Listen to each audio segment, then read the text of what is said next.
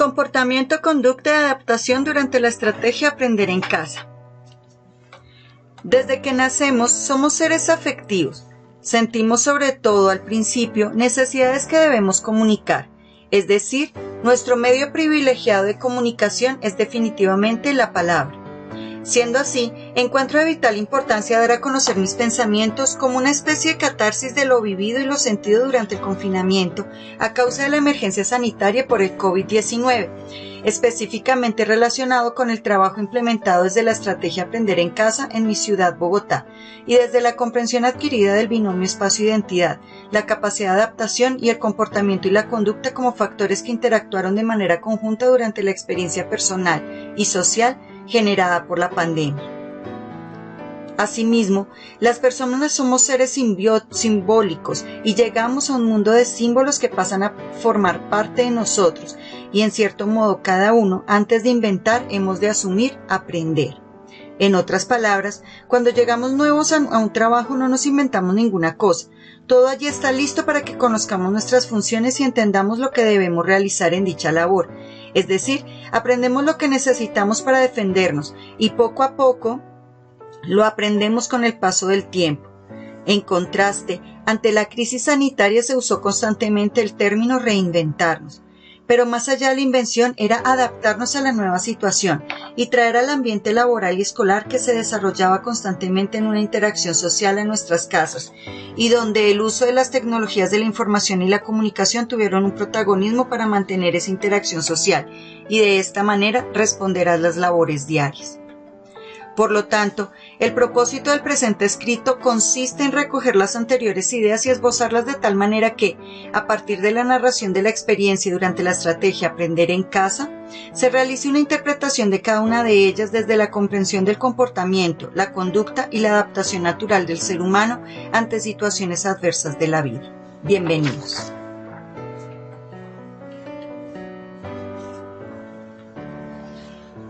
Antes de inventar, hemos de asumir, aprender. Eduardo Velázquez, Afectos y lenguaje, la construcción del sujeto. En realidad quiero comenzar con una historia. Tal vez es la historia de todos, pero yo quiero escribir en este momento sobre la vivencia durante la estrategia Aprender en Casa. Antes de iniciar el año lectivo 2020, tenía claro que ese año iba a ser un reto espectacular, pues iba a estar a cargo de niños de grado primero de primaria. Por lo tanto, me preparé tomando un diplomado en la Universidad Javeriana de Colombia llamada Competencias en Lectura y Escritura en los primeros años de escolaridad y busqué todo el material que serviría como herramienta para enseñar a leer y escribir. Por consiguiente, me sentía emocionada y ansiosa por iniciar ese nuevo año lectivo, pero no me imaginé el nivel del reto al que me tendría que enfrentar durante el 2020. Realmente comencé ese año con una planeación maravillosa que incluía una letra invitada cada semana a mi salón de clase, de quien leeríamos un cuento, y con base a ella generaríamos los aprendizajes de todas las materias. Igualmente, la planeación incluía efemérides para cada semana, y la letra invitada contaría con un animalito, por lo general colombiano, un valor y un nombre que iniciara por esa letra, por ejemplo, Diana la Danta Dócil. Sin embargo, un domingo de marzo, el presidente de la República de Colombia, Iván Duque, junto con su ministra de Educación, indicaron que por emergencia sanitaria los colegios públicos y privados desarrollarían sus actividades virtuales desde las casas. ¡Qué nervios! Toda la planeación estaba pensada para ser realizada de forma presencial. De un momento a otro nos tocó improvisar, pensar cómo se desarrollaría, por lo menos por un par de meses, la planeación que se ejecutaría de forma presencial a una manera virtual. Entonces tocó coger la primera herramienta que fue el WhatsApp y por medio de un grupo que ya tenía creado comencé a enviar información a los papás y las primeras guías de trabajo acompañadas de unos videos que por su peso tuve que subir a YouTube y enviarles los enlaces por dicha aplicación. Inicialmente, los papás trataron de realizar las tareas con los niños desde las casas y enviaban las fotos por el mismo WhatsApp privado de la docente. Muchos papás se estremecieron pues no podían acompañar a sus hijos a hacer las tareas porque estaban trabajando. Otros no entendían lo que tocaba hacer. Fue una gran conmoción, pero después se generó el confinamiento para todos. Entonces los papás estaban con sus hijos en casa y podían ayudarles con las tareas. Pero ahora el problema era que muchos trabajaban de manera informal y al no salir a trabajar no tenían dinero ni para comer. Fueron unos días de angustia. Poco a poco nos hemos ido adaptando. Conocimos más aplicaciones para subir las tareas como el aula de Google Classroom y para tener encuentros sincrónicos como Teams. Sumado a esto, fue necesario generar microvideos para alfabetizar a los papás en el uso de dichas aplicaciones y en cómo enseñar a sus hijos a leer y escribir. Muchos lo lograron, otros tal vez no tuvieron la misma oportunidad. Fue un año donde no solo los niños fueron nuestros estudiantes, sino también los papás, mamás, abuelitos y cuidadores en general. De acuerdo con lo anterior, todos nos tuvimos que adaptar, tuvimos que comprender lo que estaba ocurriendo a nuestro alrededor, a nivel mundial. Tuvimos miedo, gestamos 1000 protocolos de bioseguridad en nuestras casas, nos estresamos, peleamos, lloramos, cantamos, realizamos ejercicio, pero lo que más impactó en nuestras vidas fue llevar nuestro ambiente laboral y escolar a las casas.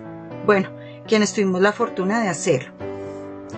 Y digo nos impactó porque nuestra casa es nuestro espacio, el sitio primario que transformamos dependiendo del proceso interpretativo que hacemos en nuestro carácter cotidiano y que adaptamos de acuerdo con nuestra identidad y necesidades particulares.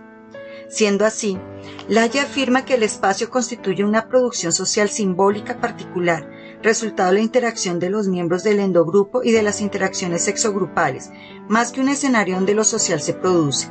De tal manera que nuestros trabajos y centros de estudio forman parte de nuestra vinculación social y orientamos nuestros actos teniendo siempre presente los objetivos que significan algo para nosotros desde las interacciones sociales mismas. Pero ahora, por medio de las cámaras, nos veíamos forzados a dejar entrar ese entorno y transformarlo al interior de un computador. Pedir disculpas por el latir del perro, con las lágrimas del bebé, escuchar al fondo la loza en el lavaplatos, o los discursos de trabajo o estudio de otros miembros de la familia.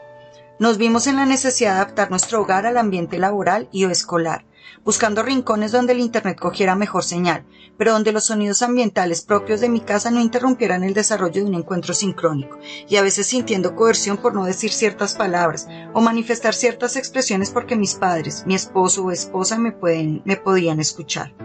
O tal vez sentirme ridícula por cantar, bailar o hacer acciones propias de mi trabajo o estudio frente a mis familiares. En fin, toda una odisea que ejemplifica lo mencionado por Pep Vivas Elías. La vida cotidiana se desarrolla en ciertos espacios donde no solo se actúa como escenario para los roles sociales, sino que también se ejerce una influencia sobre nuestros comportamientos cotidianos, en los cuales las acciones sociales no solo son modeladas por las personas con las que se interactúa, sino también por el espacio donde ponemos en marcha estas interacciones sociales. Y el mismo autor explica que, al producir una movilidad en nuestros espacios personales que tienen un efecto sobre nuestro espacio social y al mismo tiempo cuando se produce algún tipo de cambio en este último, nos afecta de manera personal. De hecho, el 4 de diciembre del 2020, el periódico El Tiempo publicó un artículo en el cual mencionaba el estrés postraumático y depresión como efectos del COVID-19 en la salud mental. Según este informativo, un estudio científico internacional en primavera durante la primera ola de la pandemia, 7 de cada 10 personas tuvieron síntomas de estrés postraumático, 1 de cada 4 de depresión y una quinta parte sufrió de ansiedad. Y continúa en su párrafo número 10 afirmando que los cambios en la vida provocados por la pandemia, como el confinamiento, la inestabilidad económica, las dificultades en la transición trabajo-casa y el aumento de las discusiones o conflictos con otros adultos en el hogar, están fuertemente vinculados a un mal estado de salud mental y son los mejores indicadores de los síntomas de depresión y ansiedad. No obstante, a pesar de estas estadísticas, nos adaptamos. Y rememoro en este punto al ser humano como una especie carente de garras, pelaje o colmillos que le permitieran sobrevivir a un mundo lleno de peligros. Y sin embargo, por centenares hemos sido una especie que ha salido victoriosa y que prácticamente domina el planeta. De tal manera que el ser humano no permanece inmóvil, sino que responde con determinadas acciones, como una forma de dejar huella en los espacios que nos rodean al poder influir en ellos y modificarlos, es decir, tener el poder para adaptarlos a los intereses, preferencias y deseos propios. Por consiguiente, nuestro comportamiento cotidiano tuvo variaciones, choques y modificaciones, pues el comportamiento es un proceso estrictamente físico, registrable y verificable, que consiste precisamente en ser la actividad por la que un ser vivo mantiene y desarrolla su vida en relación con su ambiente, respondiendo a él y modificándolo. Y esto último me hace recordar precisamente un incidente ocurrido hace un par de semanas, en el cual me llama una mamá llorando desesperada que su hijo, de tal vez unos 7 años, no le hace caso, no quiere tomar el dictado, que no sabe qué hacer. Y me pasa el niño, también llorando, quien sollozando simplemente dice que su mamá se estresa, pero que él sí quiere estudiar. Fue una llamada como muchas otras que me arrugó el corazón. Traté de tranquilizarlos, pero yo ya me sentía vulnerable. Durante todo el año pasado traté de realizar todo lo que estuvo en mis manos para que se desarrollaran los aprendizajes, pero al pensarlo bien, esta mamá no realizaba las actividades en los tiempos sugeridos, ni seguía las pautas dadas para el desarrollo de la estrategia Aprender en Casa que, desde mi saber y mi acompañamiento, traté de brindarle. Nuevamente pensé en otros chicos que en estos días me habían enviado los videos leyendo y tomando dictado, y tal vez no con gran velocidad, pero desarrollaban el ejercicio solicitado con un buen desempeño. Y con el dolor en el alma pensé, el niño no tiene la culpa de su mal comportamiento con la mamá en este momento, pues observo que tuvo una mala conducta de la mamá el año pasado cuando no siguió los consejos y el acompañamiento ofrecido para enseñarle a su hijo a leer y escribir. Según lo anterior, entonces, ¿qué es comportamiento y qué es conducta? De acuerdo con la lectura Comportamiento, Historia y Evolución, se establece que en la teoría conductual de Watson y de Skinner, comportamiento se refiere a toda la teoría sobre los motivos que impulsan las conductas de los individuos y que involucran el estímulo, organismo, respuesta. En cuanto a la conducta, es la respuesta del organismo a un evento del ambiente y la acción corresponde a la activación o puesta en movimiento. De una manera más sencilla se presentan estos términos desde su etimología, en la cual conducta viene del latín conducere, es decir, conducir o guiar. Por lo tanto, representa acciones de un sujeto frente a un entorno. Es la forma de actuar que sigue algún patrón, orientación o guía, o la acción que está influenciada por elementos externos. Con relación al comportamiento, proviene del latín y está compuesto por el prefijo con, que significa en compañía de o junto, de portaire, que significa llevar, y del sufijo mento, que significa medio o resultado. Es decir, comportamiento es el resultado de llevar, cargar algo consigo en la compañía de alguien, soportar, tolerar, aguantar o actuar, o reaccionar de una forma determinada ante un contexto. Siendo así, durante el confinamiento y la evolución de la pandemia, todos nos comportamos, es decir, toleramos y soportamos la situación que se nos presentó, actuamos de acuerdo a las necesidades que tuvimos latentes e intentamos adaptarnos lo mejor posible a las circunstancias que se presentaron, a pesar de creer o no en el virus, que nos gustara o no el confinamiento. Simplemente nos comportamos, aguantamos. Pero entrando en la etimología de conducta, pienso nuevamente en todos mis estudiantes y la mayoría, junto con sus familias, permitieron que los guiara y los orientara hacia el aprendizaje de los fonemas y las grafías, realizando en casa cada uno de los consejos y ejercicios que les ofrecía. Por ejemplo, haciendo sus cajitas de sonidos o practicando la actividad leer, imagen, construir, fichas de letras o recortes de las mismas como rompecabezas para construir las palabras representadas en la imagen y escribir con el lápiz en un papel, escribir la palabra construida. Y entonces pienso que ellos tuvieron una buena conducta porque se dejaron guiar en el proceso y su buena conducta les permitió descubrir la lectura y la escritura y posterior a ello aprender a leer. Pero entonces, ¿qué pasó con los que pasaron el año pero aún presentan dificultades para leer y tomar dictado? Nuevamente presumo el buen comportamiento de todos, desde la etimología de la palabra, en la cual toleramos y soportamos la situación desde la misma adaptación que realizamos a nuestra circunstancia en particular. Sin embargo, muchas veces por diferentes causas psicológicas, de salud, económicas o de actitud, algunas familias no tuvieron buena conducta, es decir, no entregaron las actividades en los tiempos establecidos, acumularon varias guías y por el afán de entregar y cumplir para que su hijo o hija pasara el año, realizaron las actividades, pero no según las sugerencias y metodologías propuestas, e incluso, presumo, tras la observación de varias evidencias fotográficas, una caligrafía diferente a la que en otros trabajos los niños hacían. Es decir, no se dejaron guiar y orientar efectivamente durante el proceso, no se dejaron conducir para desarrollar las habilidades de pensamiento requeridas que llevaran a la consecución del objetivo de aprender a leer y escribir. Por tanto, tuvieron una mala conducta, una mala conducción, una mala orientación. Teniendo en cuenta las anteriores ideas, el individuo, para tener un buen comportamiento social, debe conducirse de acuerdo a unos patrones designados, a una axiología fundada desde su mismo hogar y reforzada en la escuela. Sin embargo, eso suena muy bonito, pero la realidad de muchos estudiantes es diferente, pues en sus hogares los padres y madres actuales están preocupados por sus empleos o sus actividades sociales y ven a sus hijos grandes para defenderse solitos, así ya estén en primero de primaria. Esa realidad se enmarcó mucho con la situación de la pandemia, porque la responsabilidad educativa e incluso de la enseñanza de moral y valores estaba centrada principalmente en la escuela, y tras la emergencia sanitaria, los padres tuvieron que recibir esa responsabilidad y se les hizo pesada. Llamaban llorando, con total desespero porque sus hijos no les hacían caso, no escribían rápido, eran rebeldes y preguntaban qué hacer. La escuela, tras el estrés y la falta de comprensión, tras el olvido de los deberes como padres, tras la descarga de una sociedad frente a sus propias responsabilidades, delegando toda la responsabilidad a cada institución, quien debe afrontar no solamente los temas y conceptos, los procesos cognitivos y el desarrollo de la mente, también debe cumplir con valores, comportamiento, reproducción, movilidad segura, proyecto de vida, manejo de tiempo libre, materias obligatorias según la ley, etc. En síntesis, el COVID-19 no solo nos enfrentó a una situación de pandemia mundial y de manejo adecuado de protocolos de bioseguridad, sino también a improvisar sobre el camino para adaptarnos como por décadas la especie lo ha realizado. La conducta, la morfología y la fisiología se integran en un conjunto de adaptaciones que permiten a los individuos sobrevivir y reproducirse. Frente a un comportamiento instintivo que había de desarrollarse acorde a estructuras morfológicas.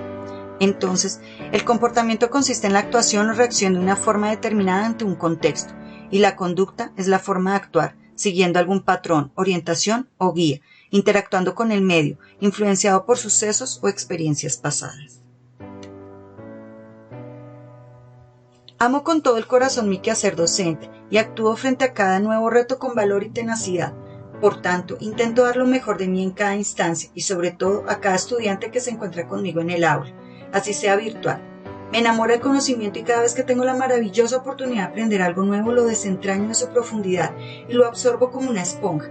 Pero sobre todo quiero enseñar desde el ejemplo, a no darnos por vencidos con facilidad, a luchar frente a cualquier circunstancia. La vida no es fácil, pero siempre he tenido claro que cuando uno quiere algo con el corazón, esto se puede realizar.